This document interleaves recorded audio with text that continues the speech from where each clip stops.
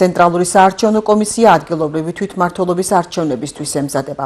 დღეს საუბნო საარჩევნო კომისიის ხელმძღვანელ პირთა გამოცდები დაიწყო. კომისიის წევრობის მსურველები კი სერტიფიცირებას 9 ივნისიდან გაივლიან. გამოცდები საქართველოს მასშტაბით გახსნილ 37 საგამოცდო ცენტრში, მათ შორის გურჯაანში ტარდება. ინკლუზიური საარჩევნო გარემოს ხელშეწყობის მიზნით სერტიფიცირება როგორც ქართულ, ისე სომხურ და აზერბაიჯანულ ენებზე ნათარგმნი საგამოცდო ტესტების გამოყენებით მიმდინარეობს. საარჩევნო ადმინისტრაცია აგრძელებს სერტიფიცირების გამოცდების ციკლს. დღეიდან მთელი ქვეყნის მასშტაბით 37 ლოკაციაზე დაიწყო საუბნო საარჩევნო კომისიის ხელმძღვანელი პირების სასერტიფიკატო გამოცდა.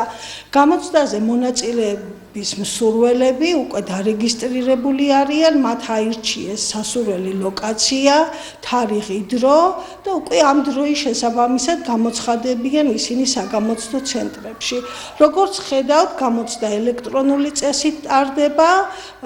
საგამოცდო ცენტრში მოსული მონაწილე გაივლის რეგისტრაციას ელექტრონულად და ამის შემდეგ კომპიუტერის ეკრანზე გამოდის ტესტური დავალება, რომელიც 24 საკითხს მოიცავს, თუმცა 15 სწორი პასუხი უკვე საკმარისია იმისთვის, რომ მათ გამოცდა ჩაბარებულად ჩაეთვალოთ.